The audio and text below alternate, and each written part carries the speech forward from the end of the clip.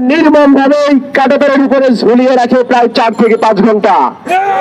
আজকে আমাদের সাথে শহীদ ফেলানীর বাবা উপস্থিত আছেন। শহীদ ফেলানীর বাবা আমাদের সাথে উপস্থিত আছেন। আজকে আমরা ভারতীয় আগ্রাসনের বিরুদ্ধে দাঁড়িয়ে আছি, সীমান্ত হত্যার বিরুদ্ধে দাঁড়িয়ে আছি।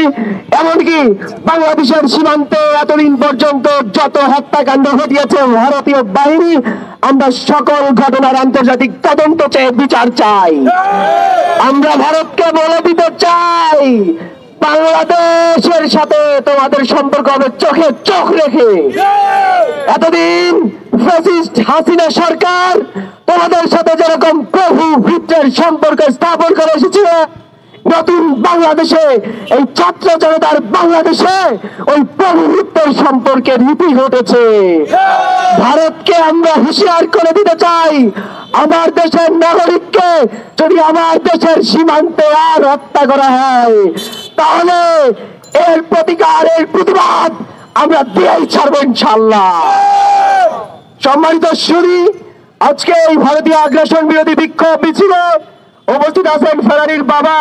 এ পর্যায়ে আমি তাকে কিছু বলার জন্য অনুরোধ করব।